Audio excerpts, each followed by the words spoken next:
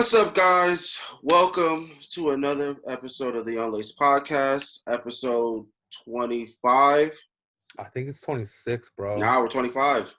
Because remember, last one was 24. Right, See? right. I'm on it now. Hey, I'm on it. We're on episode 25. I'm your co-host, Chris, with my host, Gabe.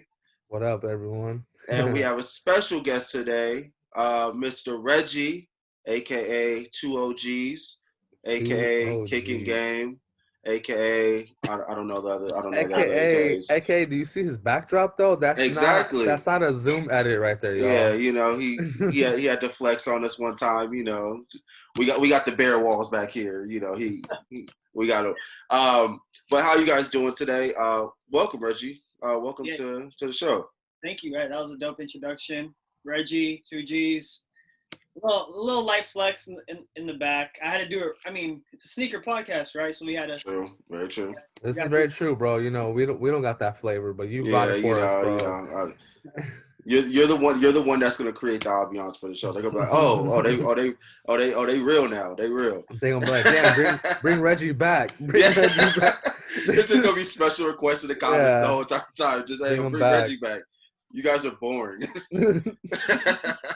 Nah, you guys are killing it, man. But how you guys doing today? How's everybody doing? We're past the Thanksgiving, Black Friday holiday portion, entering Christmas craze. How y'all feeling? Cool, man. I'm doing good, man. I realized last night when I was coming home that I haven't done my Christmas shopping. I messed up on that starting last week, and I just gotta start. Like I gotta start buying stuff, bro, because we're here. We're in December. Almost there. Like on the Black Friday, like I try to get the gifts out of the way. Like I got two younger brothers. Yeah. 19 and 16. Mm-hmm. So I got them some stuff already. I got my mom some stuff. So okay. Yeah, I take advantage of those 40% off, especially like Nike. Like I got some I got the tech fleece and the hoodie and the joggers like a set, so it was like, why not, No, yeah, 100%, bro. I feel like I missed out. I saw today that Adidas still has their sale going on, so I might just, see who I can get out the way right there. But yeah, man, I really gotta pick up the slack. I gotta pick up the slack for sure. Everybody's getting personalized gifts this year, so the good thing about it is like a lot of it is still available. So some people got out. I got some people out the way, but it's just more of like figuring out like a lot, because usually I don't do like general gifts. I just do like something that's personal that I know somebody would like enjoy. All right. I mean, aren't all gifts personalized? Yeah, well, sometimes, because some people will just be like, here's $20, Christmas kind of thing. But it's like it'd be more of like something that like I know for a fact that they could either use at that moment, or something that they that I know that they would like love to have.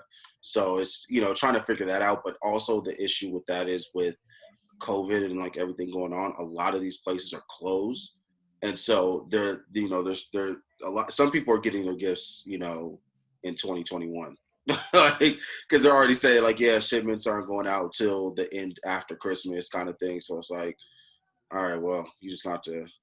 I'm like, hey, I owe you.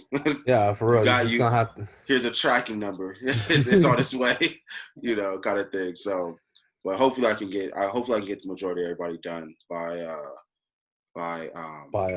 Christmas. Hopefully by Christmas, exactly. By Christmas, that would be a good place to start. By bro. Christmas Eve, honestly. So yeah. Oh, by the way, make sure that you guys follow us on all. Make sure you guys follow us on all social media platforms. Unlaced X Threads, Unlaced X Podcast. Make sure that you guys follow Reggie. Is it 2Gs or is it 2OGs? Yeah, two Gs, 2 O's. Oh, 2Gs. 2 O's in it just for I guess like what's that word? Aesthetic, because I had 2 E's in it, so I just put O's in it. Oh, okay. Well, yeah, funny story, because when teachers would ask me how to spell my name, like how to spell Reggie, it was like 1G or 2Gs. And I'm like, oh, 2Gs. And I'm like, just stuck like when first day of school, like it just kind of. I like that. That is a really good way to get a social media handle. I've never heard anyone ask like, how do you spell Reggie? Like 1G, 2G. I never even seen Reggie with 1G. If I go to Starbucks, sometimes I'll get a REGI. Yeah, REGI, REGIE. Mm-hmm. Most of the time, it's right though. Most of the time, it's disrespect, bro. The United States school system. Come on, bro. Bush and like Reggie Jackson and Reggie Miller, like, do they not? I don't know. People.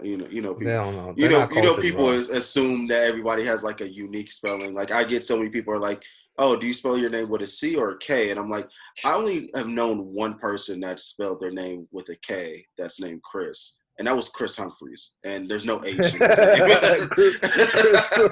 There's only one person I've ever seen spell Chris with a K, and so that's it. But like, it's like, oh, so is it KHR? And I'm like, no, it's why would it be like that? Isn't even like if my mom ever looked at the doctor when I was born and said, yeah, so I want his name to be Christopher KHR.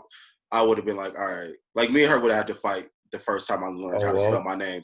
Like we would have to really actually throw hands. Why do I have a K? Yeah. But yeah, so make sure that you guys follow Reggie. Also make sure that you guys like, subscribe, and follow all of our make sure you subscribe, like, comment. There you go. I'm off today. Make sure you guys we are on all social media, all streaming platforms. Apple Podcast, Spotify, Google Podcasts, and Anchor. Damn, that's just him, huh? Right, Reggie? Yeah. Okay. I was playing it cool. Okay. I was like, okay, no, it's definitely just him. Wait, what happened? What'd I do? Damn, dude, what? Pay your bills, Chris.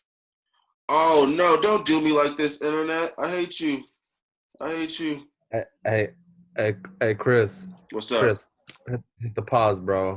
Hit the pause. Can you look at the bottom left side of your screen where it says, well, actually, it'll say my name, but can you see your connection? Oh, it isn't showing on my thing. I don't get that. I don't have that like little thing. Yeah, you only see other people's connection when they talk, but I can see yours, and it says red. It's all the bars are red. For real? Yeah. Well, you're good. You're good now. Yeah, you're good now. You're lagging for a little bit though. Yeah. Oh, I was? Oh, sheesh. Okay. Yeah. So I think your flusteredness of trying to say all the social medias, it knocked the internet out. Yeah, bro. They felt it. Up. They felt it. All right. They're like, damn, Chris don't know what he's saying. Let's just fuck up real quick. Real shit.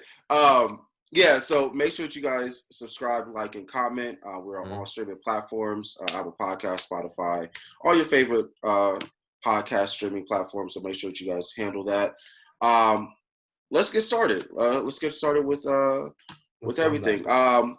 NBA season's coming up, the 22nd. So I thought we could talk about some Curry. Okay. Steph Curry announced with Under Armour that he is going to be starting his own signature brand under the Under Armour brand. So, as like a Jordan brand under the Nike brand, stuff like that. So I just wanted to get your guys' thoughts. What is it called again? Is it called Brand Curry or something like that? Nah, it's not called Brand Curry. No. Nah, bro.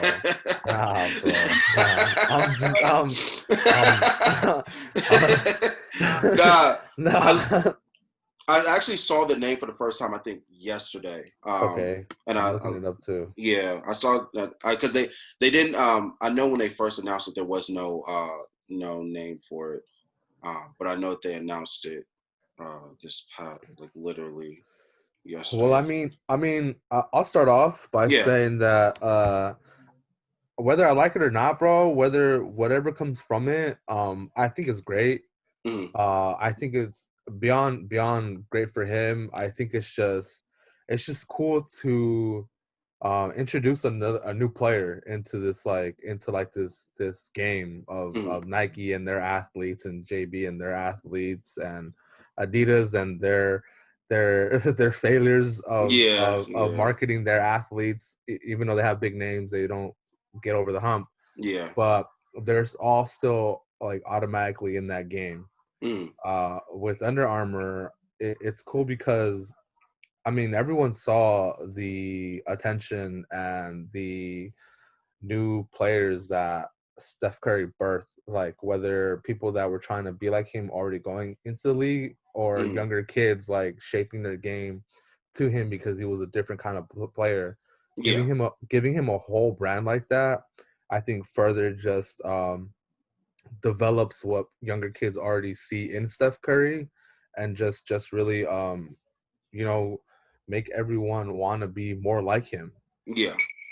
Which is cool. I mean, it's really nice to see that because he is a different kind of player, but he's a special kind of player, and it's just dope. I got no hate, whether it's Under Armour, whether it's Puma, whether whoever it would have been, I would have been happy to see it. Yeah, man, yeah, for sure. Like one thing with coaching and stuff, it's cool because you see like when I grew up, it was Kobe, and it made that transition where it was kids shooting 3-pointers and trying to shoot all, trying to step back and shoot like Curry and Curry and do all that. It was cool because it's like, hey, you don't have to be 6'8" like LeBron James. You don't have to dunk. It was almost kind of like, not like he's a normal dude because he's crazy talented.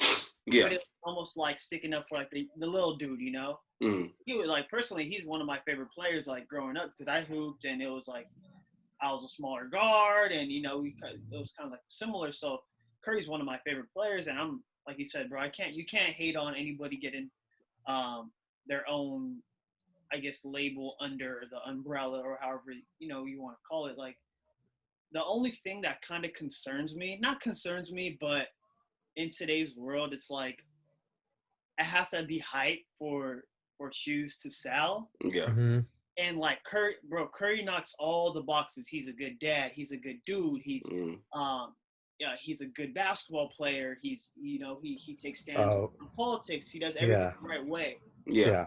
The only thing he's missing is that kind of those style points, I guess. Like for the kids. Yeah. For me, I'm cool. Like and us, when you're adults, you understand. But kids just see Travis Scott and James Harden, see that kind of stuff, So if he were to get like some other athletes under him with a little more personality, I guess, it's a wrap, Yeah. I mean, they got The Rock, bro. Yeah. They got. Yeah.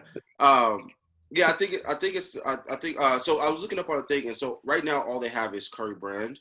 That's the website and everything like that. Yeah. Curry brand. Yeah. And so currently right now they have a countdown. Something's coming. 5 days, 18 minutes, and 55 minutes, or 18 hours and 55 minutes till announcement. But anyways, I personally like it. I'm surprised that it didn't happen sooner. A little bit, just based off of like Curry kind of probably being one of their marquee athletes. Cam Newton was, at one point one of theirs, but he got rid of with injuries, and then he's kind of like declined in performance and everything like that. So they kind of just separated. But even then, like it's hard to do that with football players understanding. But like I would have thought that Curry would have probably like out of the gate they probably was gonna do this from jump. I like it.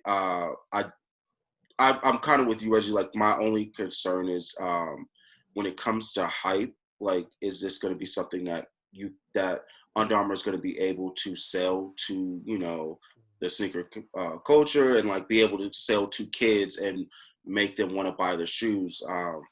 I mean, I think there's an argument because clearly he is selling to the kids, because I don't think they would be here if he wasn't. Of course, yeah. So, and I mean, I started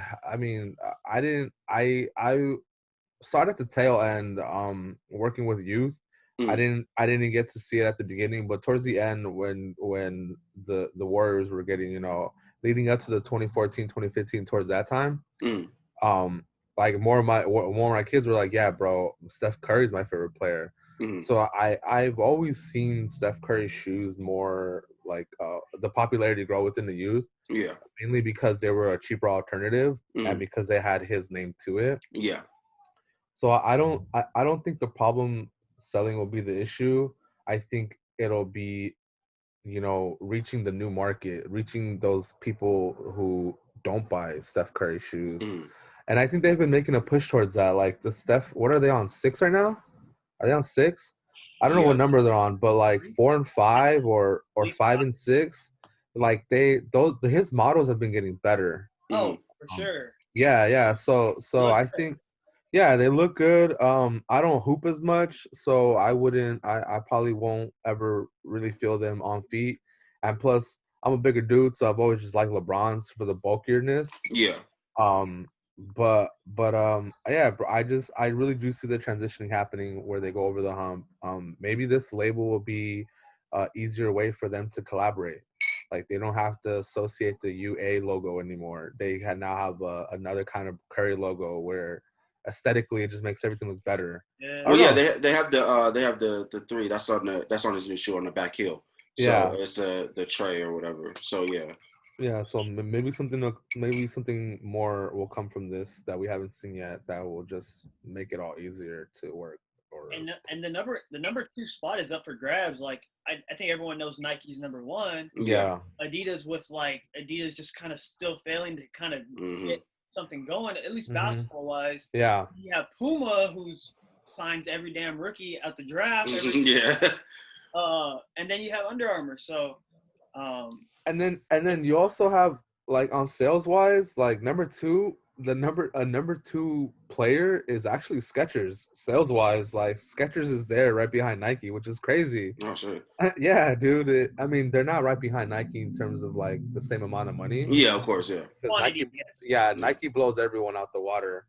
But for number 2, like they make similar sales to Adidas. Like their numbers aren't too far off, so it's crazy that they're there. But yeah, number 2 can easily go to someone who's not even in the basketball game like that or that game period.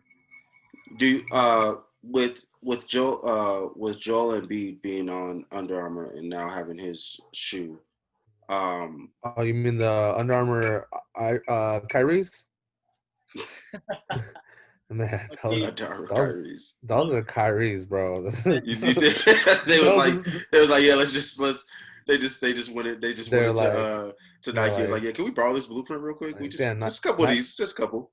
Kyrie's at 7. Let's go back to 3 or 4. They won't remember those. They won't remember those. Yeah. Yeah, I think with Joel Embiid being on the Under Armour team, and then also you have like the interview with LeBron that happened this past week, saying that he wanted to have Luka as his as under his LeBron. Like, what was it? As on the Nike team under the LeBron. Okay. Player, like that was who he was going to be. That's who his first choice was. Yeah. Who do you think Curry is going to try to go after or try to scoop up before another brand either comes in, or even probably somebody that's, on the back end of their deal that he's probably trying to convince to say, hey, we got a lot of money over here. Yeah, I think you hit it. It's either going to be a player that's been in the league for a few on the back end of a deal, like like how Rudy Gay went to New Balance, or no, Rudy Gay went to Puma. Yeah. Or, kind of like something like that, or someone that's not even in the league yet. I don't know if I see them signing anyone. Well, who knows? I don't even know. We don't know what their timeline is. They could have been having this, and they could, while we're talking right now, they could already be plotting on a contract with someone before the season starts. True. Very true. But yeah, I don't know, man. I don't know. First player that came to my mind, and it's the only player I can really think of right now, and I'm currently still thinking of it doesn't really fit. But first player that came to mind was Trae Young. Okay. Yeah. Yeah. I can see that. I can see him on the Under Armour team, and then more so on the brand Curry or Curry brand team. But yeah, in general, I'm just trying to think of players that play like Curry, but I don't really think that is what they need. They need someone who can bring in other elements of basketball that appeal to other kids and bring more traction.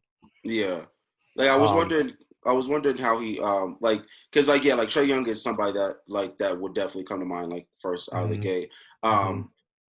Besides LaMelo, has any of the other like top rookie drafts, the top draft picks, been signed a shoe deal yet? Because it's been really quiet too about that. I think we would have heard about something. I haven't heard anything from Anthony Edwards, number 1 pick. Mm-hmm. Wiseman, number 2, none. No. Wiseman is a guy who said he would leave if he got drafted by the NFL. Where? Or is that number 2? It was the 1 or 2 pick that was saying that that football was his love. Yeah.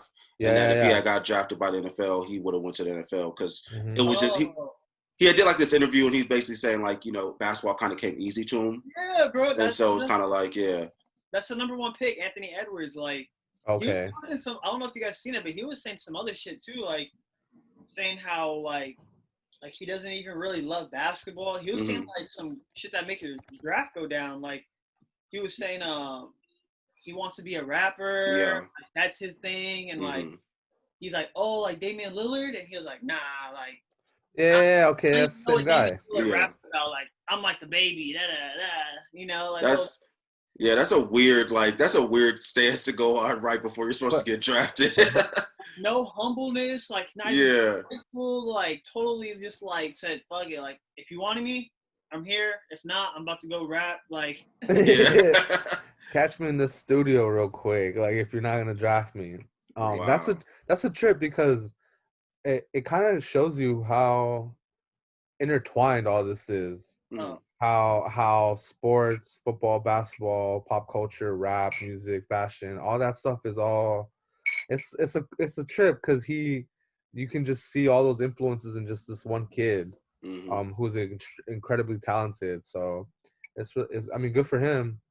But I just hope he gets the guidance to really, really hone in on his true talents.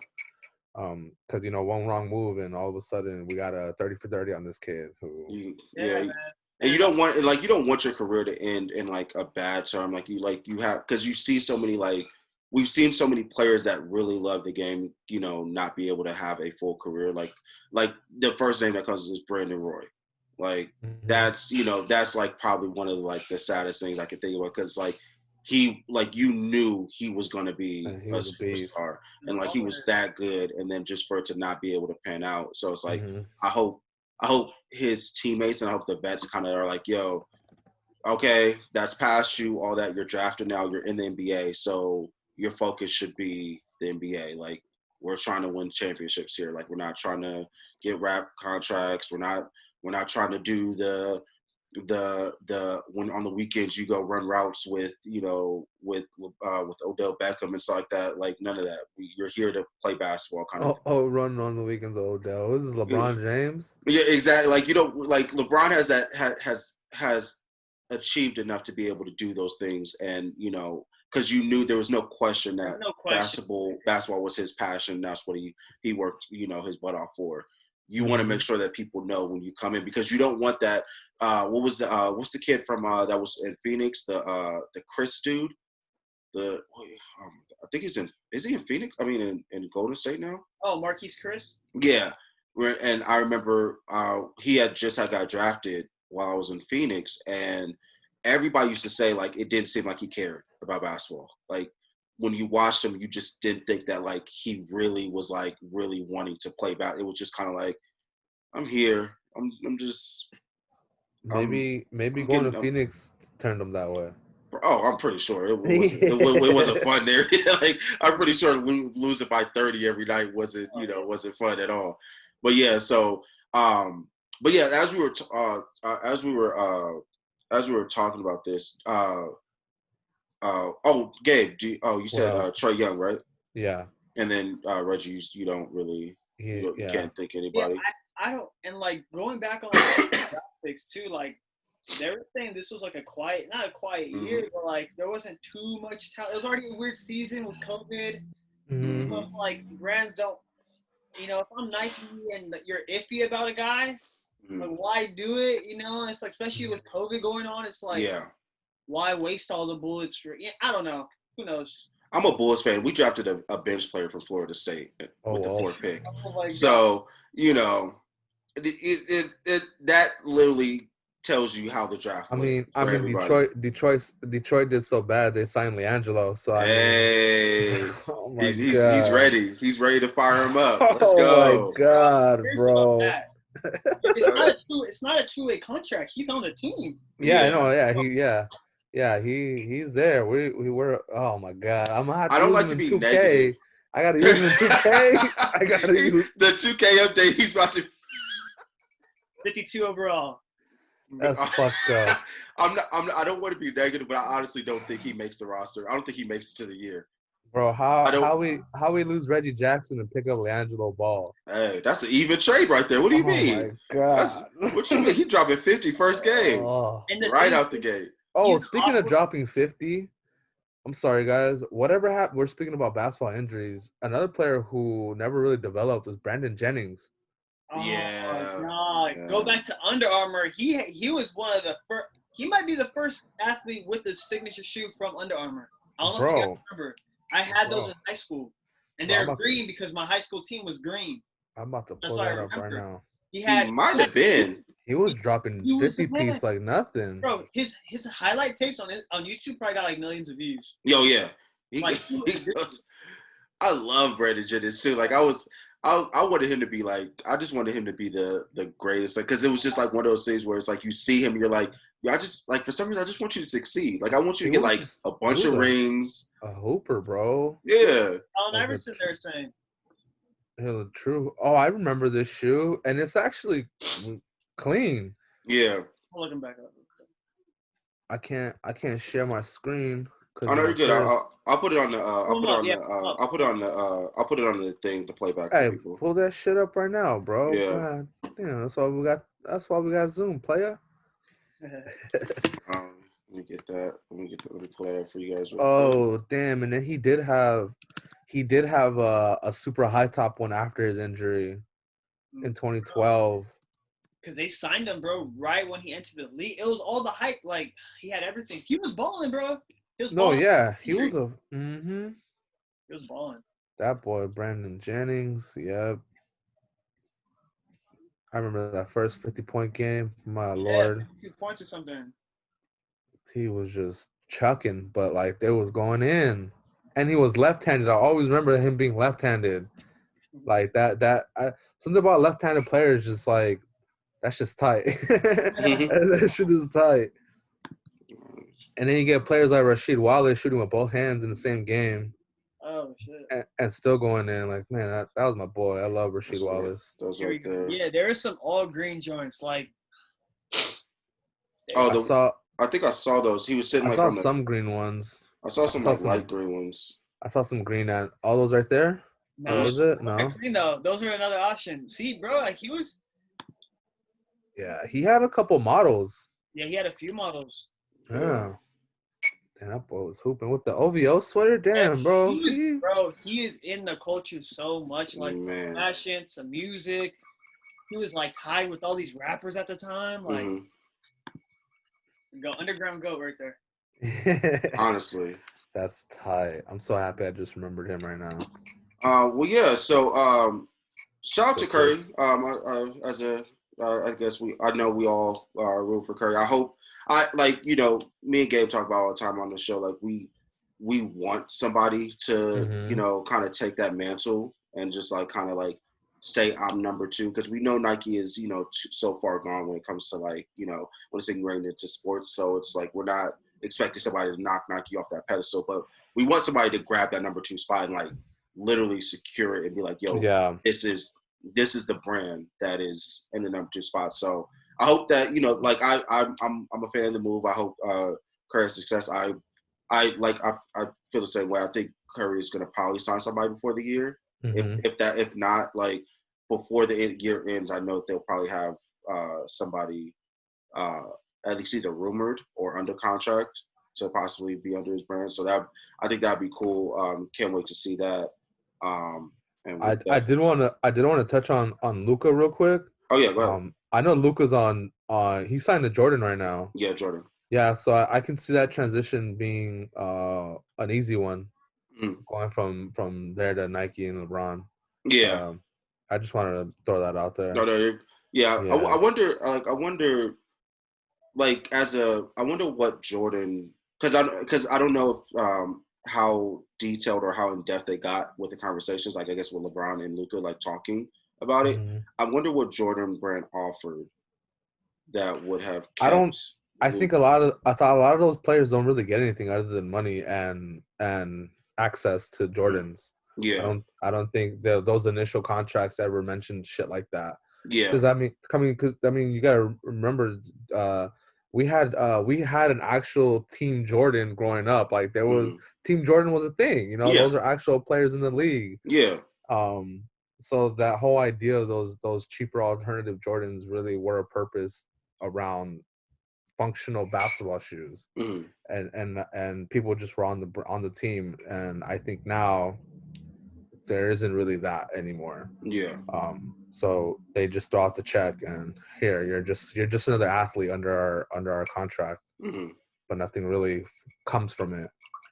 Well, I'm surprised he hasn't got Anthony Davis at this point. under his Well, Anthony Davis is all Kobe all day. That's all he rocks. Yeah. But I would think like because of how close they are, like it seems like they're getting like really close at this point. For a big man, he really seems to like those sleeker shoes. I don't think I've ever really seen him in something bulkier. Well, because he's so athletic, so you know. He needs that little. That free agile. Yeah. Okay. So on to joining teams. Europe. Supreme was acquired by VR Corp or group or Corp, corporation, for $2.1 billion. Man, this story came out. I want to say like 2 or 3 weeks ago. Yeah. But we had when we had shot. I was sick at the time, so we couldn't even talk about it because I couldn't shoot. But I wanted to talk about it now. So VR Corp acquires Supreme. They are now a part of Vans, Timberland, and North Face. All those brands together. Yeah. From the article that was read, or the article that I read up on it, when they announced this, nothing is done with the brand itself. So you're not going to see any like drastic changes with the branding and how they market or anything like that. It is just ownership of the company itself now is being transitioned to a different company. So I want to start off first. Initial thoughts. What was your thoughts when you first heard it? Because 2.1 billion sounds crazy out the gate. Because I didn't even think that was going to be the number. If you told me like, so Supreme's going to get bought, I didn't think that 2.1 billion would be the price tag. Those numbers, honestly, bro, are fucking astronomical. Like, they blow my mind considering just a few years ago, Supreme sold half of Supreme was sold for 500 million. Yeah. So I mean, it's not too far off. It's like what? It's like 3 times as much, 4 times as much. But that's just I think that's just a move to own like a conglomerate between all of those. Yeah, bro, that VR that I think they're like the same company that owns like all these other companies beyond the 3 that you named. Like, like dude, it's just money, bro, and it's just where did this money come from? Where does all this money come from? But I just what the deal actually means, though, I just think that we're just gonna see more collabs. It's just an easier way for them to collab now that they're all in the same house. And maybe Supreme the weight of that collaboration, maybe it'll mean less going forward if we see more of it, or maybe we'll see more of it and it'll mean more. Who knows? Yeah. But I don't know. Reggie has a Supreme tee on, so you know. He may actually Supreme expert. Let's get the hot take. Hot take. What's Supreme talking about on their war room? Like I'm in like groups and stuff, you know. So it's like you have the old headdress, like, yo, what the hell? Supreme's dead. Da da da da. You know, I don't think like bro, to be honest, I think of it as like a real estate deal, like you said. Like they just kind of want to own more stuff. Like they own those major three, the Vans, the Timberland, and the North Face. Yeah. Like Gabe said, like there's other little smaller stuff. There's like Dickies. Yeah, Dickies. There's a few other stuff. A Supreme Dickies collab, you know. At this point, they've had in the past. Oh, then there you go. They don't do that great though, because I don't know who really rocks Dickies, you know. Yeah.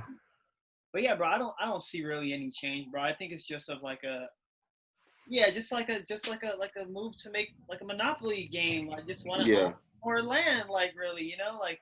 And Supreme knows their market, bro. Like the people that are really heavily like the ones that work there and like the head of it and the designers and all that, they wouldn't have been able to be bought if it was gonna come with some like changes or like hey, we're gonna put you in the mall now or It's like no, you know, we're cool. So I think they know their audience. They know what they're gonna do. It probably just makes the collabs easier. Like you know, with those four. And yeah, I don't think it's nothing too big, dude. Nothing too far reaching. But like I said, who knows? Because I was talking to one dude, and they were saying how North Face was on a similar place like Supreme, where they just had their own stores. They didn't operate out of nowhere else. And now, like with the past 5 years, they're found in different retailers, or they have different segments where they have like the North Face, where it's like the legit North Face, where people in Canada and New York are rocking just warm. Then they have North Face that you might see in JCPenney's and Macy's that are a little lighter and stuff. It's like two different, a more affordable thing. Oh dang! I didn't know they had different products like that. Not yet. It's not like Polo, you know, Polo and then Polo Assassin. Yeah. You know? I don't think it's like that too much. I think it's still the same name.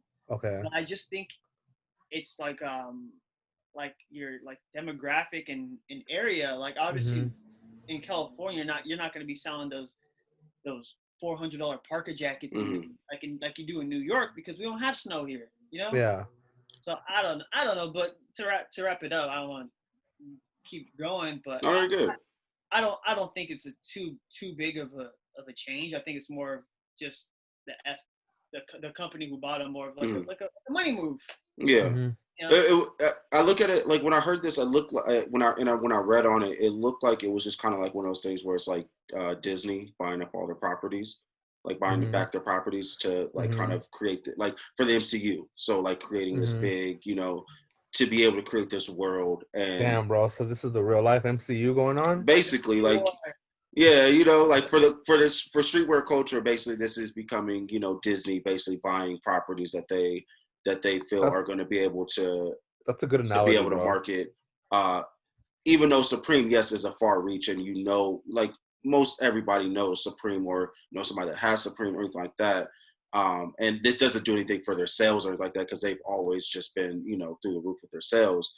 But it kind of, like you said, it kind of makes it a global thing of now we could probably do a more essential Supreme drop at like a, maybe you might see them like I don't know if you would see them at JCPenney's, but like you may see a Supreme, you know. I hope not, bro. Like, as much as I don't wear Supreme, like Supreme still has its own fan base. Like whether we see more of it or not, like it still requires a certain type of individual, not like negatively, but you have to really like Supreme to buy it. Yeah. Unless you're reselling it, because then obviously those numbers are different and you're just trying to make money. But like your average consumer won't buy Supreme because they just can't afford it. So if you're able to, like that it just carries like this whole like this aura. And it's dope because it's always had that. Even from the beginning, it's always been one of those higher end brands. So whether I don't wear it or not, I still like to see it because it hasn't lost none of its like weight or whatever or influence. Like it's still there. and that's why it sold for that much money. Yeah, if yeah. It's gonna ruin it. If they bought it for that much money and they want to eventually grow it and make more money from it, they're not gonna place it in all these stores and saturate the globe. Like, exactly. I say it's almost like you said. It's like an aura. Like, I'll be walking if I'm at the mall and I'm with my girl. Like, oh damn, look, he got that so and so drop. That's a Supreme T-Bo. It's like a spotting a Pokemon in the wild. Like, oh damn. And if not saying it's a bad thing for accessibility, but if more people are able to get it and it's $20 a tee now, then it almost loses that special. No, 100%. But do you think? But like, you know, like loses that aura almost, which makes them that $1 billion company.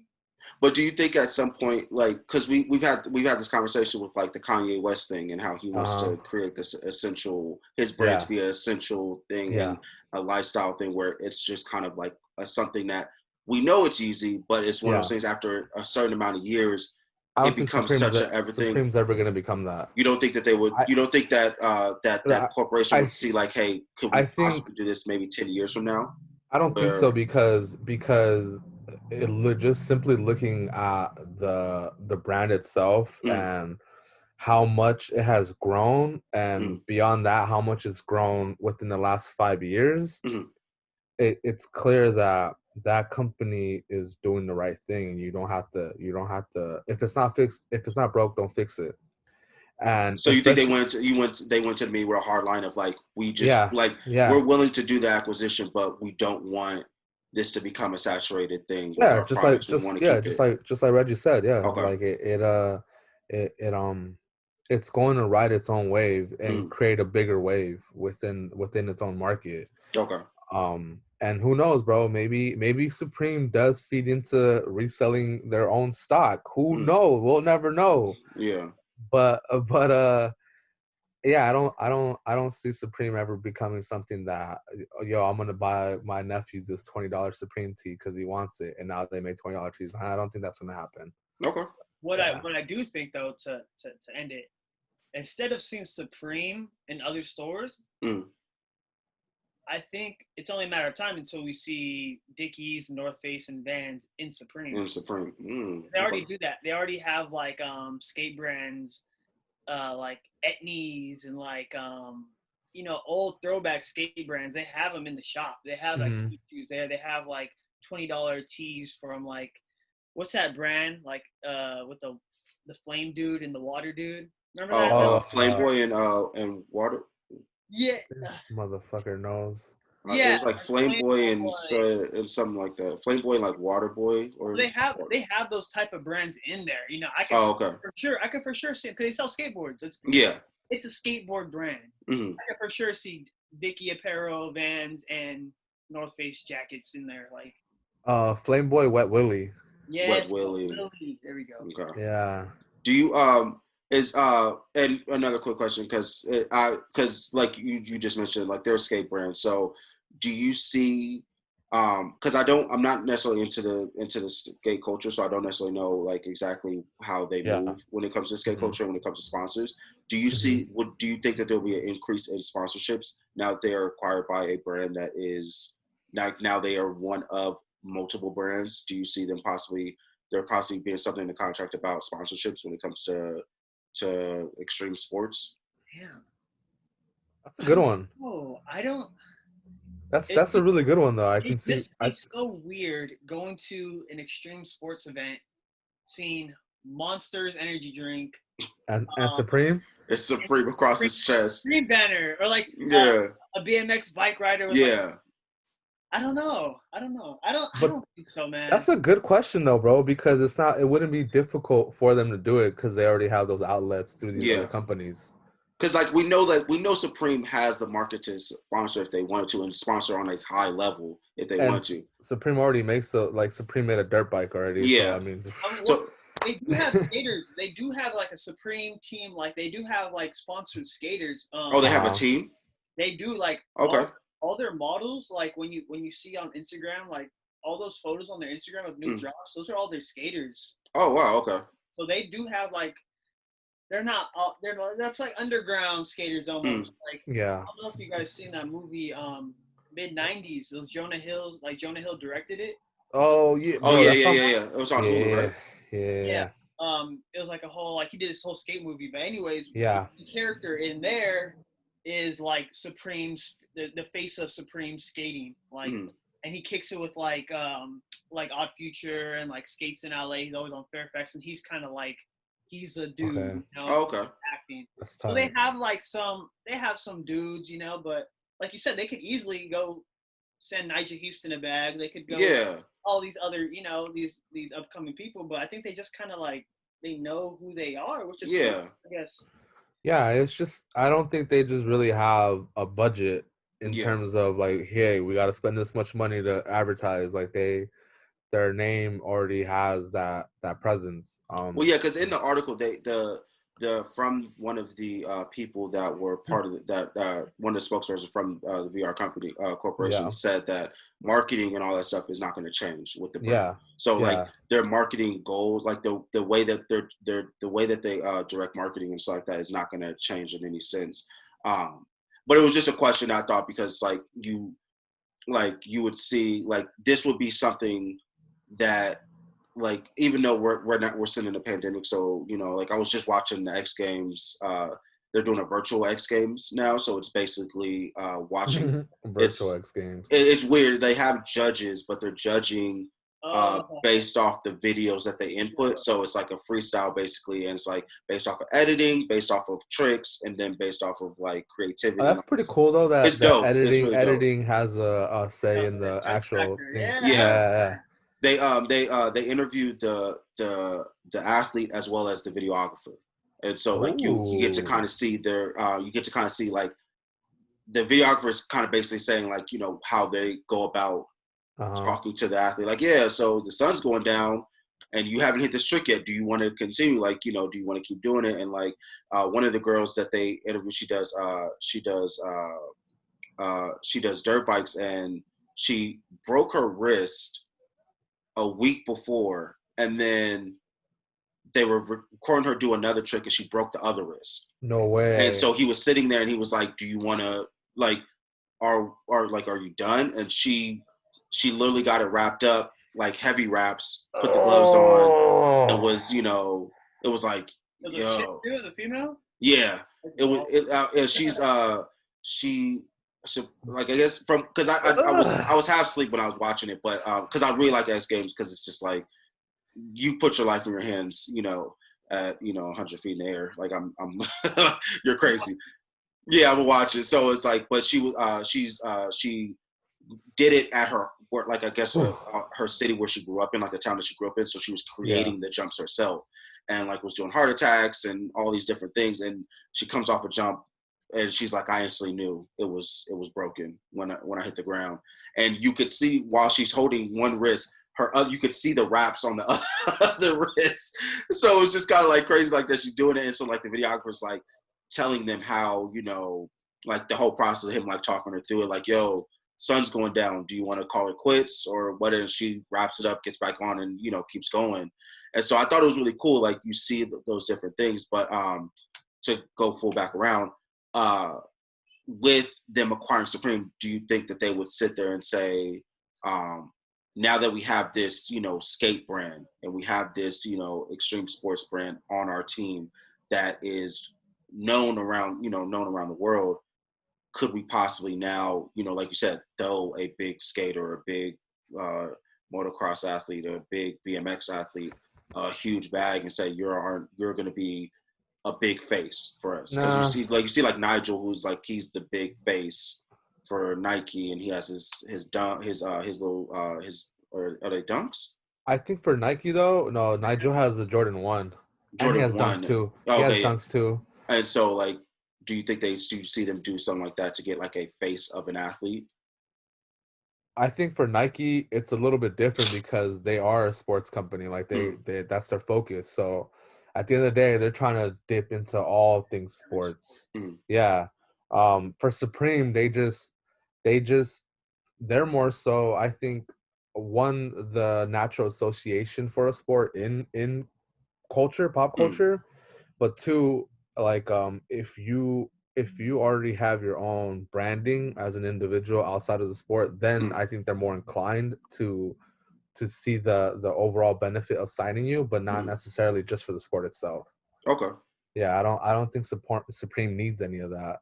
Okay. Yeah. Just a question. And quick, because Reggie, we have you here, so I really want to get your thoughts. Because I really want to get your thoughts. Last time, speaking of Nike, so conclusion of the Nike versus Warren Lotas ruling happened. Yeah. Just your quick thoughts. We talked about it. You know, when I contacted you, I talked about it. I know that you. I want to give you the floor. If there's anything, is there any like your thoughts on it? Like thoughts, I guess, like Reggie's the whole. About to flex on us and bring out both of the Warren Lotas shoes. I got them all. I got it right here. Like I'm torn because I speak to different people, and like on one side it's like, bro, how could they do that to Nike? And then I hear the other side, it's like, oh, how aren't you gonna respect a small company selling thousands of shoes? Da da da da. Yeah. Mm-hmm. So it's like I see both sides. Like I guess Warren Lotas, like his argument was like, hey, I was inspired and da da da, which is cool. Obviously, we all get inspired from everything. Yeah. Mm-hmm. But if you're just gonna, I don't know, bro. Like, if you're just gonna copy the exact same shoe, only switch the swoosh, that's not inspiration. Like, or maybe have that model and put the Jason face on it, but don't mimic the same colorways. Yeah. Or mimic the same colorways, but don't do the exact same model. Like, I think it was a combination of making a Stussy Dunk colorway with a dunk model that killed it. Because you could do a colorway with a different model. Yeah. Or you could have done the same kind of dunk with a different colorway. Because you see there's like Jordan 1. Like, there's other brands that do, like, the same thing with Jordan 1s. Yeah. Mm-hmm. I was showing Gabe, there's a poster of, like, I want to say, like, 30 different brands that have the same Jordan 1 model, but they just switch it up. Like they do a butterfly as the swoosh or something. I retired from that argument, by the way. Yeah, for our viewers, I retired for that argument. It's crazy. And Unlaced one's coming. As far as like the whole legal purpose, technically, if you want to get technical or whatever, you deserve to get sued. Like what else? You know, there's a reason for that. If it's a custom, that means I'm gonna go buy Air Force One, and then I'm gonna customize it. A counterfeit is, hey, let me get manufacturers to make thousands of this shoe that look exactly like it. Let me get the same colorway and make exactly like it, and then sell it on my website. That's a fake. It's a counterfeit. Yeah, you got all the reasons for a brand to look at you at that point. Yeah, I don't. It's not a custom. I guess it's a counterfeit if we're going by terms and rules. And there's no hate to him because obviously it's cool to see how much hype he got. Like, if you woke up the next day and Nike suing you, that's kind of dope. Yeah. Oh, yeah. Honestly, yeah. And if you have, if you're not gonna be broke at the end or in jail, it's like, damn, I'm on the news. But I think he really had an opportunity to kind of reel everyone back in. Like, all right, these guys forced me to make a move, and now I'm gonna make a new move, but that new move was nowhere near the same traction that counterfeit got him. So I mean, I disliked his shoe, but at least it wasn't ugly, I guess. But then at the same time, his shoe wasn't really all original, so of course it shouldn't have been ugly. Yeah. I don't know, man. I just these people are getting out of hand, and I got my first person to block me. Chris, I shared that with you. Yeah, I got my first person to block me for saying your shit is whack. So he blocked you. Not Warren, someone else who's on the same boat. But this guy's name, you may have heard of him, and I can't ever pronounce his name. John Geiger. John, is it Geiger? I think it's Geiger. Yeah, he blocked me. He from IG. Oh yeah, the verified one, right? Yeah. He blocked me because I I think most of my comments, well, majority of the times I mentioned him is because he and another guy that I've been following for a fucking while. His name is Devlin. His brand is called FBCC, and his account is called FBCC. His brand is called Saya. One time he released a shoe, got mad hype. It was doing really well, and then John Geiger used the same midsole but different upper. But the upper was very similar to the other shoe. And then these two guys were going back and forth, and then Devlin was showing he was showing messages from his manufacturer that was being reached out to by John and wanting this, and it was just a whole like dilemma. The whole tea was being spilled, bro, on Instagram. And then I'm on it, my bad, but I'm on John Geiger's page right now, and it looks like he has some like knockoff Air Force Ones. Yeah, and that's the most recent one that I reposted, and I said like John Geiger's whack as fuck, blah blah blah, whatever. Like this isn't a very unoriginal. I told Gabe when I saw it because he was like, yo, do you see this account? I'm like, yeah, why? He's like, oh, because he blocked me. But I was like, I don't understand how he's surviving with this because it's literally the same exact shoe. The only thing he changed was instead of it saying AF1 on the midsole and the swoosh. I went to his page and this John Geiger actually got sued by Vans. Oh shit. Yeah, he got sued by Vans for that G. Yeah, it's literally like it's See, like, are they dope? Yeah, they look pretty clean. I'm not gonna. Yeah, they're a clean shoe. That's what I was telling Gabe. Like, they're a clean shoe, but like. But you can't. It's just like. Yeah. It's like an artist, like taking lyrics from a song. It's like, I don't know. Like, don't get me wrong, bro. Like, these shoes look dope. Like, the quality looks pretty good too. I'm not even gonna lie. Nah, yo, when you see my boy Asaya, you'll see. He spent like a month going back and forth at him because at one point John was like on Twitter because he didn't want to go at Saya on Instagram because he was all his followers kept going to John's page and attacking him for his drops. So at one point John just started going to Twitter, and Twitter was the only place that he would talk about a lot of his drops and like all his upcoming things. Because I remember I like sneaker drama, so I was just in the background. They bullied him out of IG for a while. And so much so that Saya he made a shoe using John Geiger's midsole, but bodied the shit out of it, and it's so crazy. They went back and forth. Let me forward you the brand. It was crazy. Forward you the brand, bro. But like on the other hand, it's like where they at? Like, how is this okay though? You know, so I understand both. Yeah, How does this get crazy respect, you know?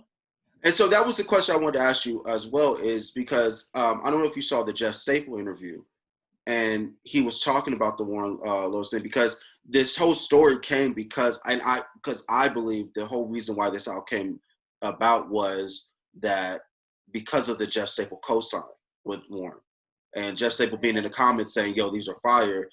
I think that put a target on his back through Nike, because Nike's like, oh, what the fuck? What's that? Kind of thing. But Jeff Staple goes on and does an interview and says, basically that Nike is, a bootleg of ASIC. And so everything is, a bootleg. Like he's just inspired kind of thing. And he's giving the market, he's supplying a demand. That was one of the things that he said. And I called bullshit just because it was like, if that's how you feel when you were doing your contract with Nike, you should have said that you wanted to do more. Your amount should have been more than what you put out. Like the quantity should have been more than what you put out. If that was the case, not deflect and say, well, the only reason why I'm cool with it is because Nike is also a bootleg. Like that sounds like you're trying to make an excuse for something that, like a justification. Yeah, a justification for something that doesn't really need one. No, I didn't see the correlation there, and I mean, like we said last time, that to me, all it says to me is in business ethics, like you're just taking an opportunity. You see someone not meeting a demand, and you're just gonna meet it for them. Yeah, on your own. There's money to make, and you're just gonna meet that demand and cut that person out. and that's what happened. I wouldn't look at that and say, well, that his shoes are just a knockoff of mine. So no, it's not the same thing, man. Yeah. Well, yeah.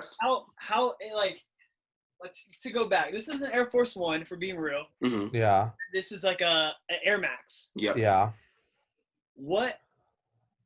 I think there was so what I read was that when they made those, there was a loophole within the patent that says that after 20 years the patent isn't in effect.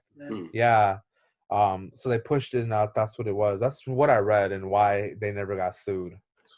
They do this shit with, I don't know how familiar with Bape, but they have Converse, they have Puma, they have Adidas, they have Air Max Ones, they have Air Force Ones, they have shell toes, they have. Oh, those shell toes is pretty big. They're they got a lot of models. And they don't get Bape gets no hate, you know. I think at one point you reach, because it's one of those things where I don't want to speculate to say that that's true, but I believe that at one point, because of, like Gabe said, if that's the truth based off of like the patent and like the 20 years thing, I think at some point, because Bape got shot up to such a high level, I think it became more of a hassle for Nike to do it than it would be for them to just say, kind of just let it go, whatever, or like just And also they had Pharrell, had Kanye rocking the stuff. They had the backpack rap at the time. Yeah. And it was like, and they weren't mimicking the colorways. Yeah. It wasn't an Air Max One infrared. It wasn't, like. So yeah, I think it was just more of like just to get them, like they just didn't want to deal with the headache that probably would have to deal with, because like Warren is an easier target, because like we're just trying to get you to stop. We're not going to sit here and go back and forth with you. You don't have the money to go back and forth with the court. I also think with Bape, and I was just watching a Nike Dunk video last night about Japanese culture and how Japanese culture blew up the Nike Dunk and the Nike SB, and just one of those videos on the sneakers app. It's a really good video, actually. The story of Dunk, I think that's what it is. Yeah. They put some really good stuff out there. Bro. They have really good stuff, and they're talking about Japanese culture, and I think that is something that kind of plays a part into the success of the Bape, of Bape in general, is that it blew up in a country that's way bigger than Nike dominates. So once it came to stateside and really hit the influences out here through Pharrell and other celebrities, like it was already a monster. Like it already came here just fucking shooting fire already, bro. And I think that's what it was. The Japanese collection culture really saw this like counterfeit, because they like that stuff. There's a collection aspect to pieces that are after another brand that kind of have a value. Yeah. And I think that's what happened. They just saw this, they latched onto it, they blew it up, and it spread faster than Nike could control, like you mentioned. Yeah, but Bapes are cool. I never had one growing up. I had the McDonald's ones. I always wanted one. I wanted the Marvel ones because they were packaged in like a toy. Yeah. Yeah, those are the ones I wanted. Okay. I was a broke boy.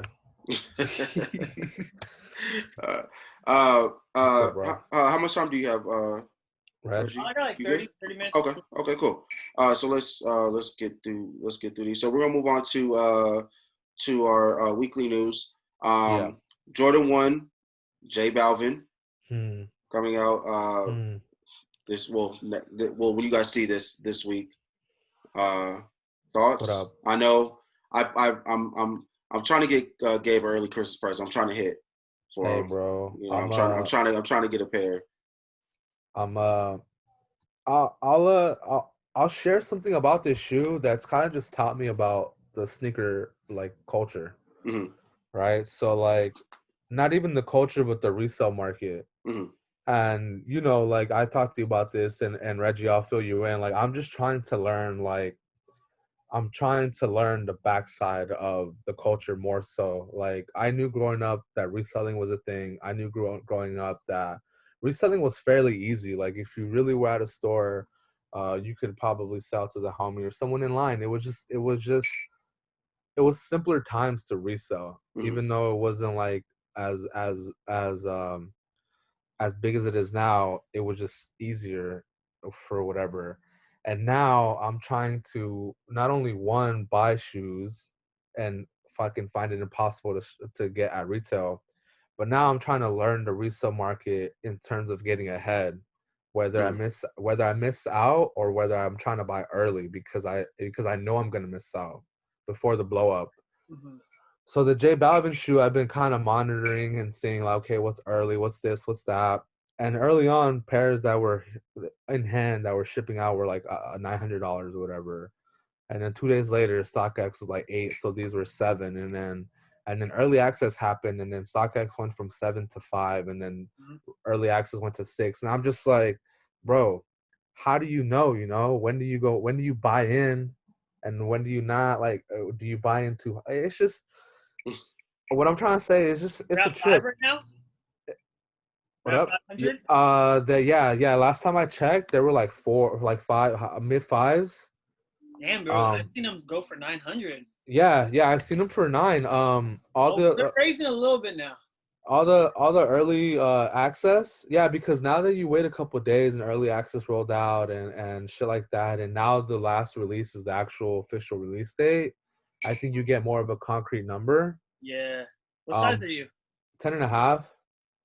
So just learning, trying to learn, that shoe just has really just taught me a lot in terms of wanting to be early but not missing out, or not overpaying, or wanting to secure but not knowing when, or just not wanting to miss out in general and having to pay the most price. I hate it. I hate shoes. What I've been kind of monitoring, and I did with a few shoes, is I try to get the early access, and I try to do obviously if you get them for retail, whatever, you know. Yeah, you win. Yeah. But what I did with the Mocha Jordan ones, I got them the day before the release. Because the Sakai dropped before that. The Sakais were at the lowest the day before. Yeah. The Jordan 1 Obsidian. Yeah. They were the lowest the day before. Yeah. At least on StockX, because you might go on OfferUp, or might get like a whatever. Yeah. But that's might be what I start to do more, because let's say I pay $600 for this right now, right? Yeah.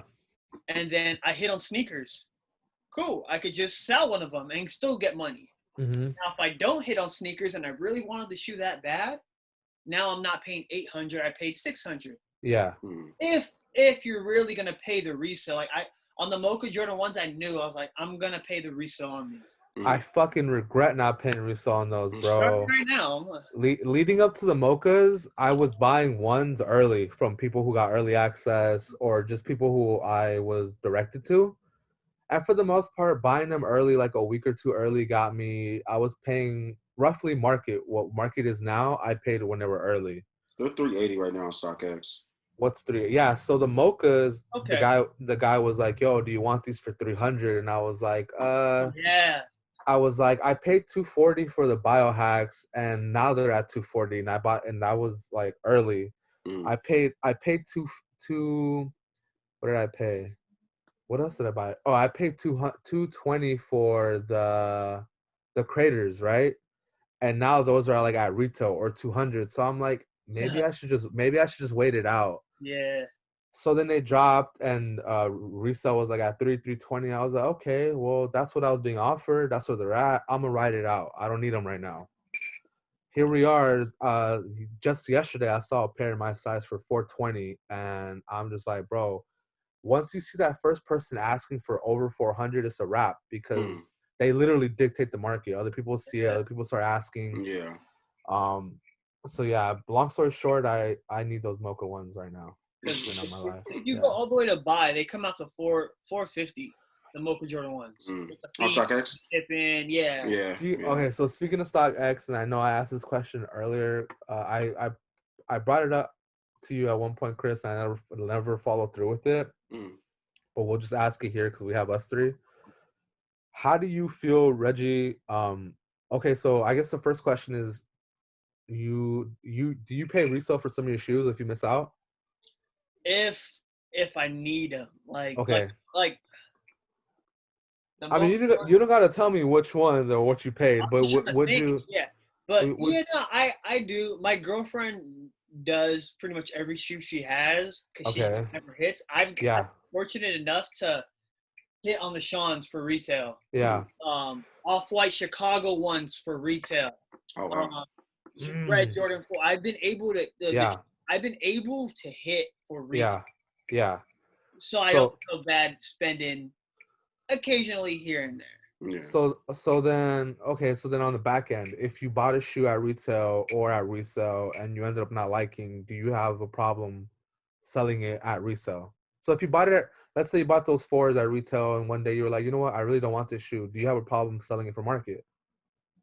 For 9 times out of 10, no, right? You're just you just sell it for what it's worth and then make your buck, and it is what it is. All right, so as a consumer, you buy resale. As a seller, you sell at market. How do you feel about whether you're a seller having buyers approach you with payout offers from StockX, or being a buyer and offering and telling someone like, look, bro, if you sell at StockX, you're only gonna make this much. I'll give you that. Like how do you feel just about how these apps dictate the way people negotiate? Well, first off, without StockX, a lot of shoe prices would be like insane. Like just depending on your, like you could go on OfferUp and see the Mocha Jordan 1s for 500. Yeah. Mm-hmm. But then if someone in San Diego sees it, they're 300. Like the good thing about StockX is at least it gives everyone an idea of where a shoe is at. Yeah. If you're a reseller or if you're a buyer. Yeah. You know whether not to overpay. Yeah. You know, something's a good deal. So at least it gives that. But what I don't like is just I guess StockX has to make their money, whatever. Yeah. It's all the ridiculous fees that come into it, you know? But I guess on how I feel, like, I'm guilty of it. Like, if I'm buying a shoe, my first offer is, hey, bro, StockX, you get $250 right now. Yeah. You're asking $320. And then they'll come back like, oh, well, here, hold on, let me backtrack. I'll give you kind of my formula of, like, a fair transaction. So, if I go to the Mocha Jordan 1 size 10 and I sell them right now, the seller gets $325. Mm-hmm. Now, if I buy them, I'm paying $450. Yeah. And then you just get the middle. $450 plus $325 divided by 2, $385. Okay. Which is kind of market right now, actually. And that's kind of what I'd go by, which usually just ends up being the listing price. Yeah. Like just without the fees. You see how that's the price anyways. Yeah. So that's usually what, like, I'll offer the stock out, the payout. Yeah. Hey, if I buy right now, I'm paying $450. If you sell, you're getting $3, blah blah blah. Let's meet in the middle, so we both win. You know. Yeah. I think that's the most honest and kind of for both sides to win. Okay. Now, if I'm a seller though. Yeah. How do you feel as a seller? I guess. Okay, so in this case, as a seller, let's look at that same shoe. The shoe you have the highest bid right now, or not the highest bid, the highest price. What is it called? Yeah. The green side? Yeah. Lowest ask. Okay, lowest ask. Okay, let's say you are the lowest ask and you are at $390, and someone comes at you and says, "Okay, well, I'll offer you $310 because that's what payout is, or $320, like you said." How do you feel on that end, being told that as a seller? Like you tell them like kick rocks and just buy it on StockX? Yeah, like. I'll negotiate like yo man, I'll do it for $350, $340, blah blah blah. Yeah. Oh, well, no, bro, like you're only gonna get this amount on StockX. Okay. And then like, all right, we'll go buy on StockX, because then they're gonna go buy and pay $450 of them. Yeah. $80 more. Yeah. But it could be disrespectful. Like especially like depending with the person, because I've sold shoes to like kids that are just like some assholes, like, you know. But then 100%. Also like a lot of the times, bro, if I'm just being honest with it, like, hey, I'm looking for this amount. Like, if you pay, like you said, like if you buy them from StockX, you're gonna pay this. If I sell them, I'm gonna get this. Let's just meet in the middle somewhere, and we both win. Mm-hmm. But you see kids like you said, like you see a lot more kids being assholes about it because we had that, like, I don't know if you remember, what was it, 2018, the Duck Exchange, where the dudes were trying to sell the shoes out in the parking lot. And then some guy, well, it wasn't like, well, he was going around, basically there was a guy going around documenting, trying to sell, or trying to buy at a Dunk Exchange. And all the people, all the kids around were always, they had StockX open the whole entire time. They're going when they're talking to all the sellers. So like, but it wasn't like you said, it isn't like coming with respect or anything like that. It's always met with, well, StockX says this. Bro, look, get this. Exactly. And that's all you saw in the video. Because I've been to a sneaker con and I have walked around with StockX open, just so you know what is a fair price. Yeah, like, of course. Yeah. Brand new, they're going for this. Yeah. They're worn 2 times. All right, blah blah blah.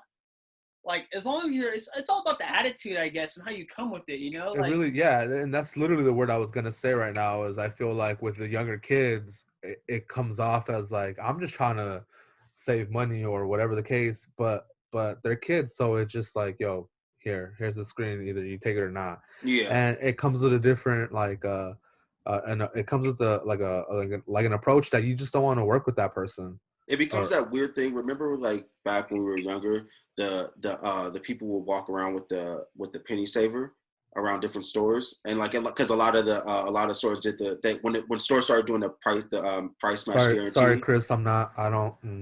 Oh, you're not that old. I'm sorry, I'm showing my age. My bad, dog. When stores started doing a price match guarantee, and so a lot of people will go around to these different stores, find what they were looking for, and then be like, well, no, because Target is selling it for this, and it sometimes it'd be a couple dollars, but sometimes it'd be a couple cents less. But at the time, a lot of stores weren't equipped to handle people coming into a store demanding what another store from 2 towns over is offering. Yeah. So it was always met with resistance, because it was like, well, then what are you doing here? Like, why are you here then? And then go over there. Like, just go drive over there and get it then. Yeah. And so then that's when you start seeing a lot of these.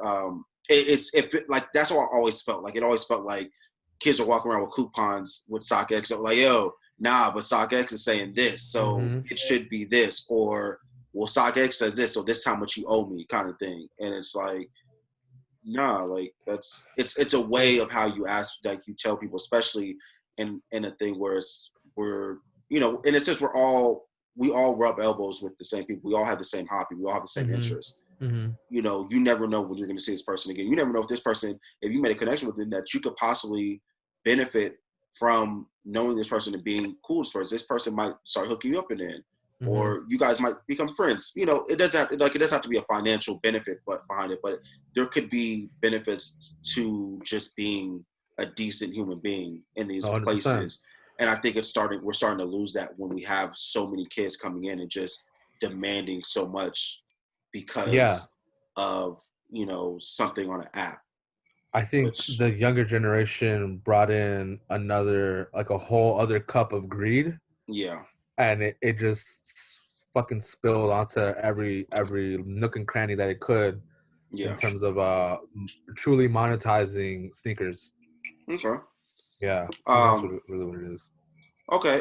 So I want to jump into this because I really want to get your thoughts on this, Reggie, before we go. The Jordan 4 Manila release. Ooh. So I don't want to talk much about the release. I want to talk much. It's a nice shoe. It's a very spicy. It looks really nice. I want to talk about a store they were selling the shoe and having all their customers that were buying the shoe wear the shoe to the register to pay for it. That's the only store that released them, by the way. Yeah. So if pairs are DS, there should be no pairs that are DS. That was a lot. That was what you were seeing a lot in the comments. A lot of people were saying like, "Well, I'm seeing a lot of DS on StockX," and I'm saying like, "There's no way that they're." So is that the only shop that had them? That's what I read because it was a Philippines exclusive. But then there's also early pairs, so I'm trying to figure out there where might be some dead stock. Yeah, some of the early ones like backdoor type stuff. Yeah, but I think we had this. Just to kind of preface this because we haven't talked about this on the show in a long time. The last time this happened was 2000. Coffee over here, guys. My bad. Was 2018, if I'm not mistaken, right, Gabe? With the not for sale ones. Yeah, not for sale, not for resale. Yeah. So fire. So I think this was two years ago. Stores were having there were some stores that were having people walk out with them, which caused uproar because it was the first time a lot of people heard about that. Like where it was like stores are forcing people to wear them out the store, and then. Some stores were having people. Can you really do that as a store, though? No, right? No, I don't think so. But I think legally, if I don't know, like legally, I want to look into it. I want to look. We got to get a lawyer on the phone. Yeah. But you had some stores having people do 10 push-ups in them, which because we know with Jordan 1s with the creasing, it's like that. I would have been like. and then last year. What was the dunks? Oh, I forgot the name of them, the pink ones. The strange loves. There you go. There was There were stores that were selling the shoe without the box. So they were having the laces. You could have the laces and all that stuff, but the boxes were taken from them.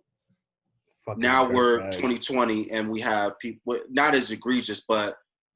We're hearing that they're making them wear them. Like there was a picture of everybody in line with their box in their hand, but they had the shoes on. Yeah. To pay for them. I think the box goes a little too far, man. Because I've sold shoes and I haven't had a box for some shoes, and the people are like, "Oh, bro, where am I gonna put the shoe at?"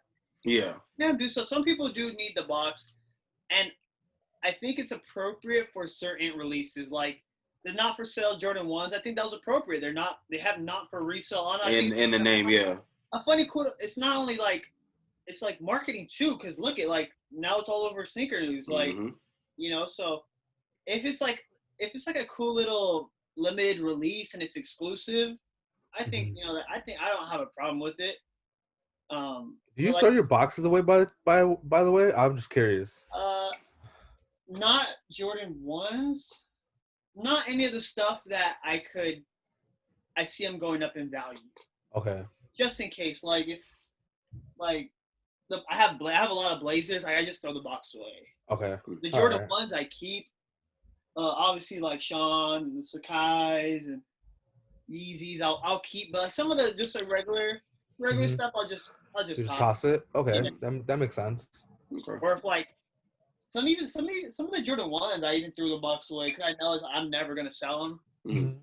But yeah, I think it's appropriate for a release to wear them out but again, like you can't, once the transaction's complete and you have my money, you can't make me do a push-up. I think that was what it was. So with the push-up ones, you had to do them before you paid for them. So if they had your size and you got them, you had to put them on, do 10 push-ups in them, and then you could pay for them.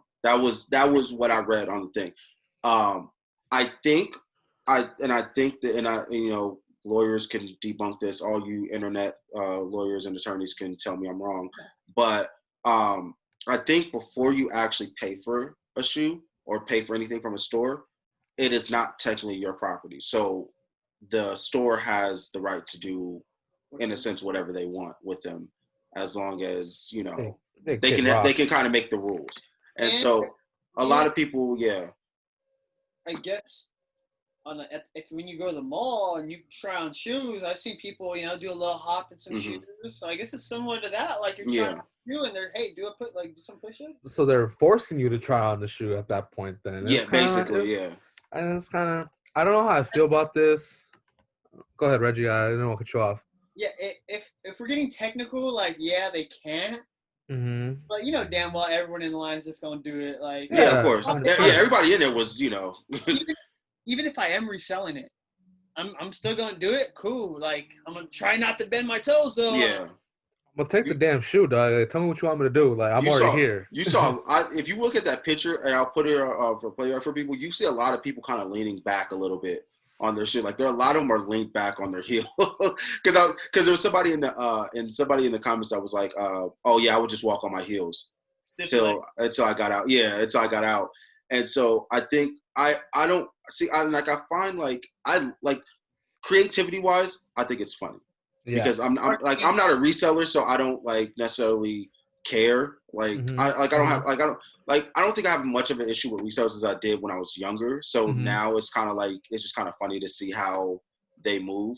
But I don't think I find it funny, but I also find it kind of weird. Like, stores are kind of playing the gatekeeper role in a sense of something that necessarily it kind of becomes like a powers thing. It feels like you're figuring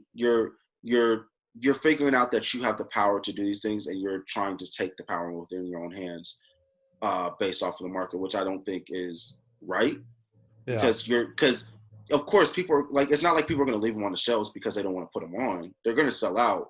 So you're basically forcing people to basically make that decision. Do you want this shoe bad enough, or do you want to resell this shoe bad enough that you're going to put them on, and of course probably hurt value, which I don't think is going to hurt value if you know that that's the recommendation if that's the requirement for the shoe in general. People are still going to be willing to pay whatever price they're going for, no matter what. But I just find it weird that stores are starting to try to take that within their own hands, because it seems so weird to me. And it's so random. Like, it's not like every shoe. It's always just like a random shoe. Like the Strange Love one, that was a weird, you're taking the box for what? Yeah. Like, that's weird. People are still good. They're still, yeah. I think, since we're talking about stores real quick, I do want to touch on this one too, because I just read on it, I think yesterday. I think yesterday morning I was reading about this. But Trophy Room, right? Mm-hmm. Trophy Room is, Marcus Jordan's store, a little MJ, the non-basketball playing MJ. Well, he played a little basketball. Was this Syracuse or something like that? Didn't he play in Florida? He went to an A&M or a Tech or something. I remember him with a maroon headband or something. Yeah, well, he was out there hooping, trying to do his thing. And, okay, so now he has Trophy Room, and, they have collaborations with JB and all this and that.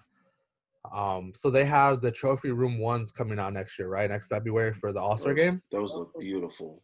Okay, so now we're getting early pairs, right? They're going for around 2,800. They don't come up with the box. They're still individually numbered, but they don't come with the ticket. They don't do this. They don't do that. Yada yada yada.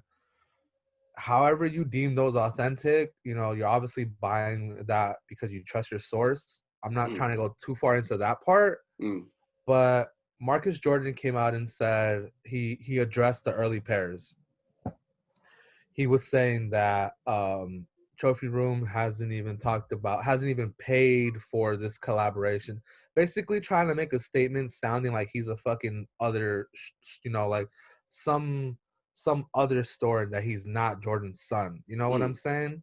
So he's like, Trophy Room hasn't even paid their things, blah, blah, blah. Product's not even in yet, yada, yada, yada. I don't, he said there's people at Nike Memphis and the Tennessee and the distribution centers that are getting their hands on shit and moving it or whatever. And then he goes on to say that him and the people at Trophy Room will get to the bottom of this and blah, blah, blah. And then I commented and I was like, you're only doing this because you're trying to get ahead of your own blah, blah, blah. Like, this is your story. No one gives a fuck about any other store. This happens every day. Yada, yada, yada. I commented that, right? And then I just wanted to get your opinions. Like, what do you guys feel, one, about the accessibility of early pairs, and then two, the Marcus Jordan's stance on trying to protect Trophy Room but not really caring about the whole. I mean, I see it both ways, man. Like, if I have a collab, right? If I have a collab and Jordan Brand sends me, oh, here's 20 friends and family shoes. I'm gonna give them out to friends and family, mm-hmm. but I'm gonna feel a certain type of way if then I see them on StockX or something. Yeah. Like, if I know that there's only 20 out, and then I go on StockX and then there's 20 there, or let's just, obviously not, let's just say that. Yeah. Then it's like, yo, like, what's up, bro? Like, these were for, in that case, you could get the regular pair. Like, these are for family. Yeah. As a collaborator or the creator, I feel a little disrespectful because how do they? I don't know how they leave unless they're coming straight from Nike warehouses before I even get my hands on them. Yeah. That's what he's kind of alluded to. Yeah. Then I feel like if I give you 2 friends and family shoes and there's 5 of them, and then your size is on StockX. Yeah. You're gonna know it was me, like. Oh yeah, exactly. You're gonna FaceTime us and be like, "Yo, show me your shoes. Show me the friends and family real quick. I want to see if you got them still." I'm not home right now, bro. I'll call you later. Bye.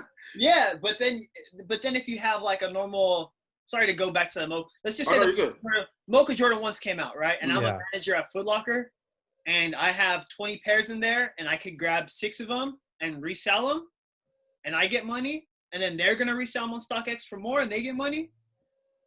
I don't know if I would probably do that, to be honest. Mm-hmm. If I'm a head of a store and I have these new Jordan 1s coming in and I have a guy like, yo, I'm going to shoot you so much. I'm going to shoot you 300 for each pair early. Mm-hmm. And I could get away with it. Mm-hmm. I can make money. Yeah.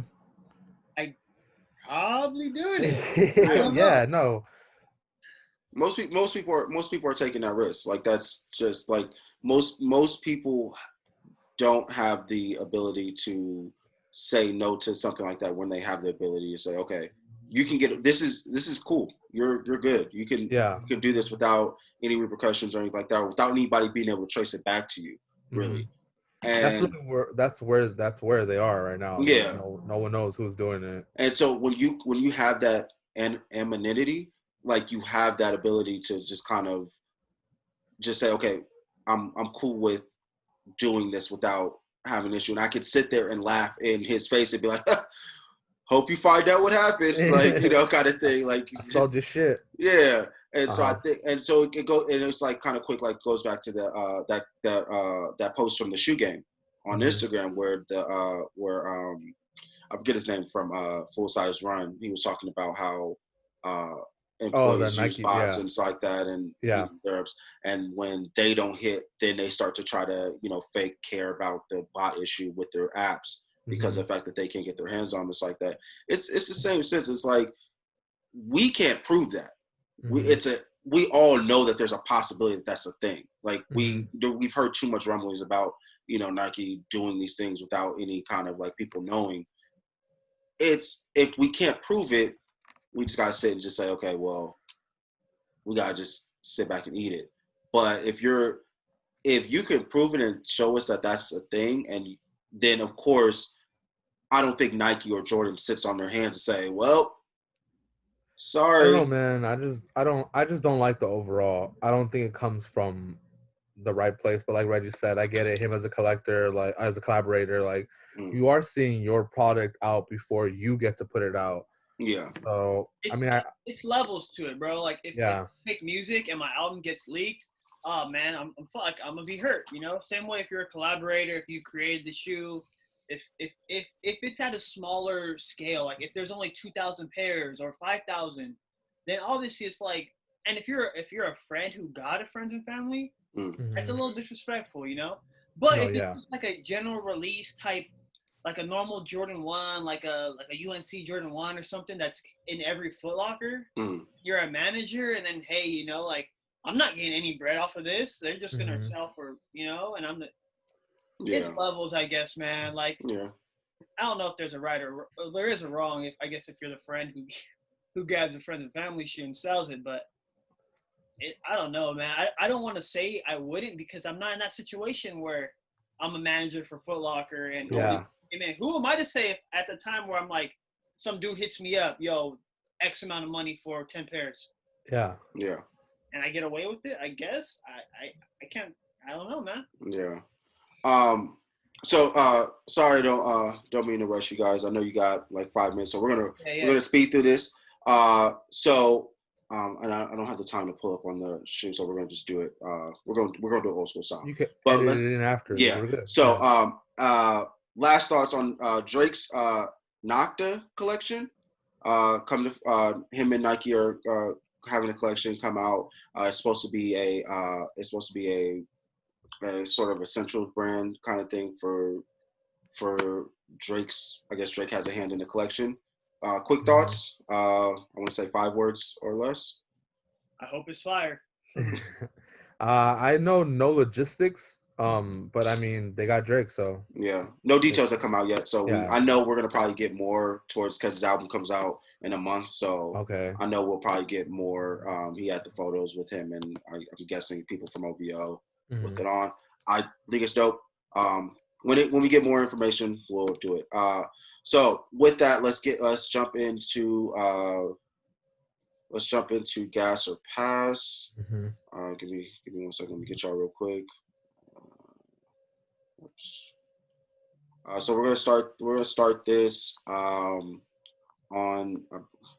the what date is that? The 9th or is it the 10th? The 10th. Give me a second, guys.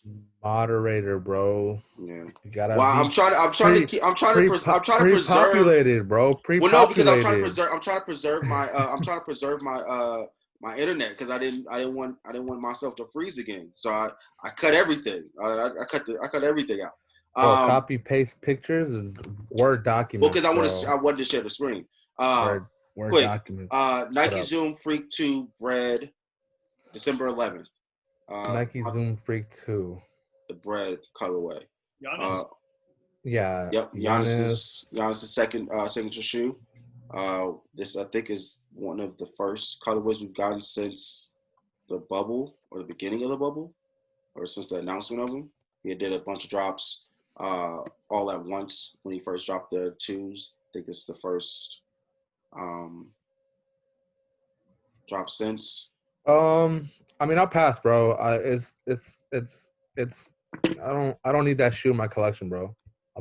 I'll pass. I don't need it.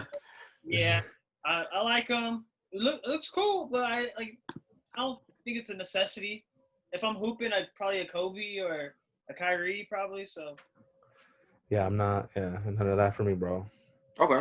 What do you think, Chris? I kind of like it. I still want to get my hands on a pair just for basketball purposes. So I'm really looking forward to that, to possibly get a pair. Maybe not the breads. There's a couple other colorways I really like that I was looking. The price on them, that's a big factor too. The price I believe is $130. $130. Retail's $130. That's kind of steep. Yeah. If I get if a pair goes on sale for like $80. I wouldn't mind, trying them out and returning them if they ain't cool, but. Okay. Yeah, okay, and then quick gas or pass for J Balvin's Jordan 1. Yeah. I already know, bro. It's a pass from Reg, but I'm taking it, bro. I want that shoe. I want it. I can't promise I'll wear it, but I'm trying. I'm trying to get it. If they're cool. If not, sell them. Okay. I'm not. I like the shoe. Like I like looking at the shoe. I'm gonna say a pass. I like looking at the shoe, but I'm kind of, and with it, I'm hoping to get it for Gabe, so that I appreciate you, bro. He can win on that. So I got this one up. This is gonna be the last one. Jordan 11 Jubilee 25th anniversary, December 12th. When photos of this first came out, I wasn't a fan. And I even said, like, what is this fake ass looking 11? The only reason why I like this shoe now more than I did then is because the Jumpman and the 23 on the back it's not what do you call it, like heat pressed, it's actual little metal plaque there. Yep. But that's my favorite feature. Other than that, the shoe, I'm upset that they used the Jordan on the eyelets on this colorway. Yeah. If they were gonna do that, they should have done something better. That's how I feel about that. Right. What do you think, Reggie? I have a hot take. Drop the hot take. I already. Well, let me restart. I hate's a strong word, but I don't like 11s. 11s. I don't like 11s, and what you said about it looking like a fake 11. I had the same convo with a few homies for one of my episodes that hasn't came out yet, and it just looks. I already don't like 11s. Okay. If I did, I'd like the cool gray, I guess, the most, or probably just a Concord, like just the original. Yeah. And I just don't like how I would go to the swap meet as a younger kid and see these. Yeah. You know, like just for sure. Black and white. I don't know. I already don't like 11s, and then I just don't like the all black already. I don't know. It's not fair though because I just don't like 11, so I can't really. Yeah. I don't even want to talk. I can't even really talk on 11. I never had a pair. I never tried them on. I don't like how they look. And the real reason why I don't like 11s is just because I got used to seeing so many fake ones growing up that were just bad. You get me? That makes sense. That's crazy. That's another reason why I don't even really like bread colorways too much, because it just reminds me of growing up and just seeing so many fake Jordans in a bread colorway. So that's why it kills me. But it's unfair just because I never put on an 11. I never had them in the hand. I don't got them away. That's a real hot take. That's a real hot take. Yeah, but that's a real hot take. Yeah, that's a real hot take. Yeah. Well, yeah. So, what do you think, Chris? What do you think? I like them. I actually like them. They're retailing for $220. I really want to. I'm gonna try my hardest to. You can have my raffle tickets on that one, bro. There you go, homie short. Yeah. So, hopefully I can get a pair because I really do like 11s. I do like the clean black with the white midsole. I don't know what it is about it. And like you said, I like the Jordan, like the little metal Jordan logo. I'm gonna have to try some on or something. I don't know. Yeah. Everyone looks at me crazy, bro. I'm the only person I know that. I don't know. You are the only person I know that doesn't like 11s. I don't know, bro. I got my days where I don't like them. I got my days. But yeah, so we have come to the conclusion of the show. I want to thank everybody for joining us. Thank you, Reggie, for coming on to the show. Let them know. Finally had him here, bro. It was great. Yeah, exactly. Yeah, definitely come back anytime. Let them know Kickin Game. Let them know where they can find you, how they can watch, all that. Yeah. So I go by, my name's Reggie. Go by 2 G's on Instagram. TW 2 O's G's with 2 E's. I started this Kickin Game episode thing almost as like a little. Like a self-diary, to be honest, at first, if you go back to the beginning, and then it transitioned more into like everyday interests and stuff. And I want to give a shout out to you guys. And I have a season finale of Kickin Game coming out this month. And reason why it's a finale is because I'm going to be moving into a home. We're purchasing a home. Congratulations. So some crazy, big. Congrats, bro. Thanks, man. Some big stuff coming in. One of the bedrooms is going to be kind of a studio type thing. I want to tell you guys that I plan on having you guys come to me. We'll do the Kickin Game episode. Nice. Just because we could sit here and talk all day, to be honest. Yeah. But definitely, bro. So whenever that time comes, probably late January, early February. Definitely be down. Ooh, damn. 2021's looking nice. It's gonna be dope, man. I'm looking forward to that. The whole room. I'm just gonna have like a sneaker wall. I'm gonna have like a podcast table. We can just chill, So thank you guys for having me. Super dope, man. Like I said, we can be on here talking and bullshitting. Yeah. Thank you so much for joining us. I'm gonna get you out of here for sure. So thank everybody for watching. Make sure that you guys follow us on Unlaced X Podcast and Unlaced X Threads. We just dropped last Monday our fall retro collection. We are officially sold out of our crew necks, so thank you guys for the support for that. We have a few sizes left in our heather Heather Oatmeal Heather. I'm sorry. Chill. Heather. Okay. We got these Yeezy palette colors, bro. Okay. Yeah. All right. Watch out. That's my bad. And then and so if you guys checked out, go to unlaced.family. Get to make sure you get a shirt before they all sell out. Mm-hmm. Make sure you guys like, comment, and subscribe to the channel. Show us some love. Show Reggie some love. Make sure you guys check out Kickin Game. And again, all these podcasts are on all streaming platforms, so make sure you guys check us out. With that being said, thank you guys for joining us. Yes, sir. Thank you guys for being here. This early Saturday. This got set up at like 3 o'clock in the morning. So I'm glad that we could get this done and everything like that. That was great. But yeah, so you guys have a great weekend. Until then, everybody, thank you guys. Yes, sir. Catch on the flip side. Yep. All right, guys. Later, y'all.